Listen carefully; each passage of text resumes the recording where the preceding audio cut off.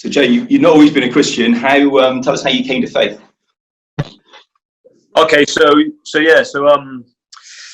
not always been a Christian. I would say that my previous worldview would have. I was reading in the book of Habakkuk this morning. I think it's in the first couple of chapters, and he's referring in there to the Babylonians, I believe, and how their God was their own strength. How they would just overcome other nations, and they would just invade, and they were just really, really powerful. So they relied completely on themselves.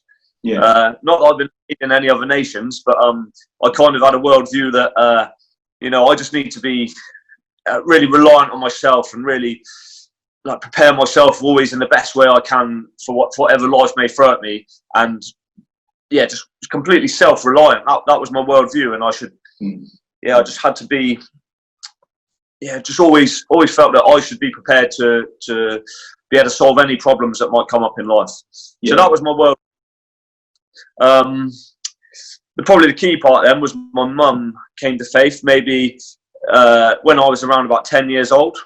Okay, so she's like the only person in my family that I'd really say was a Christian. And I was aware of that as a child. I didn't know very much about it or very much about what she believed. I was just aware that she would pray, and she had beliefs in what would happen when I die if I ever had any questions like that. Yeah. As time went on and as I started to grow a little bit older, I felt that my mum's beliefs didn't really fit in very well with what I was seeing around me in the culture. Yeah. And I kind of developed an opinion that maybe her worldview was a little bit inferior, or that it just wasn't correct, or she'd been misinformed, or she was maybe closed-minded, something like that. She did always occasionally say to me, look, she made it clear that it was very important to her that I did come to have faith in Jesus. And I didn't know really what she meant by that. I didn't understand what she wanted me to do.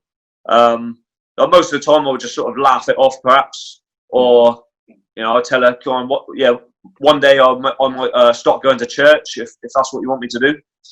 And the one thing that always really stuck in my mind was the desperation that she described about how much it really meant to her that I would come to have a faith. And the way she described it was that she said how much you love your own child. If your own child was on a train track with a speeding train coming towards them, how desperate you would be to get that child off the track. She said, that's how desperate I am for you to come to faith. And I thought, well, that's a pretty serious, you're holding your belief pretty seriously there. That's like a consequence, as if life depends. Yeah. That stuck in my head for years and years, but I didn't really do anything about it. Didn't really investigate it at all. Just continued with my thought that maybe it's an inferior worldview.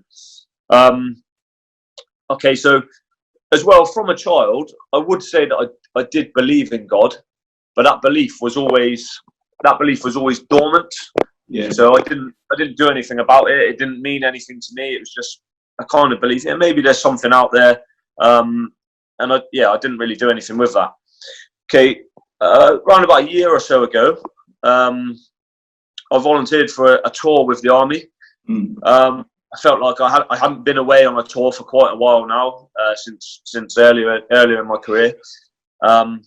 For a chance to save a little bit of money for the family, chance to get away and see a new country, a little bit of an adventure perhaps. And while I was on this tour, I decided I was going to sort of really get involved in some good personal development.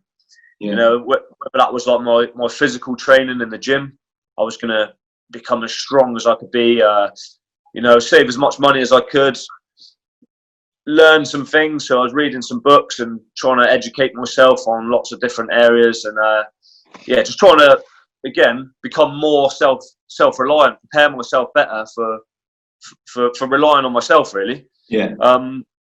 While I was there, I was staying in a 10-man room, and one of the blokes in there, he attended church on Sundays. And I think the only time I'd ever previously attended church, apart from special occasions, would have been during my basic training. about 13 years ago.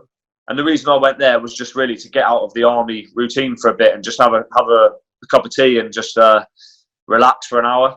And that didn't mean at the time.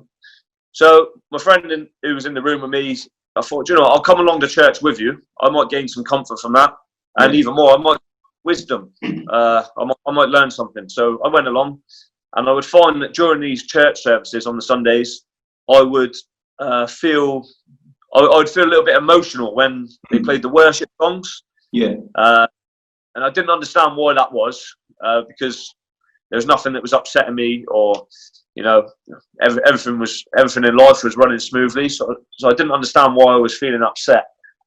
But I kept on going, and I'd maybe sit towards the back row or further away from the front, because I was embarrassed that somebody might see me shed a tear. But I kept on going, and I spoke to the other guys in the church as well. Most of them would have been like Commonwealth soldiers, British soldiers, but from the Commonwealth. And some of them explained to me that it might be that the Holy Spirit is getting at you, and that's why you're feeling emotional. And again, I didn't know what this meant. I never really went. Never went to Sunday school. I've never had really any sort of church or biblical education. But I wanted to know a bit more about this. So I heard these guys' testimonies, and I heard about the faith that they had, and it really sort of made me think more about what my mum had said. So now I really wanted to investigate it a little bit. At the same time, the padre out there who was running the church services, he ran an Alpha course. Right. So I decided to go along to this Alpha course once a week. And during these Alpha courses, that was the first time that it was revealed to me that there was any kind of historical evidence for the resurrection of Jesus. And that there was really qualified people such as barristers and historians looking into the evidence for the resurrection, and that so many of them had been skeptics and then turned to faith as a result of their investigations. So that really struck me as a surprise, and it made me think that, well, maybe this isn't such an inferior worldview. Maybe it is something to be taken seriously. And the key thing was that the resurrection, if this really did happen, then that's something that's completely without. It's not within anything that you could experience in the natural world. No. So I thought maybe this is something to be taken seriously. So I carried on sort of going to the Alpha courses. It really resonated with me, and at the same time, I think I came to believe. I just came to believe there really is a God, and now I realise maybe I've got to do something about that. So I prayed as well, and I've had a lot of prayers answered, like really obviously answered. So that was about sort of a year ago, but more recently as well. One of them would have actually been, I guess, meeting you, Simon, because I'm praying for opportunities to be able to share my faith. And then shortly after that, I've had an abundance of opportunities, but one of them would have been where I met you on a house viewing. It's a completely unlikely place where I would have expected to be able to do that. But here we are, and I'm hoping that this may encourage a lot of other people in your church and beyond, hopefully. I'm sure it will, Joe. That's brilliant. It's lovely to hear from you. Thank you so much, and we'll speak soon. No problem at all. Thank you very much. Thanks.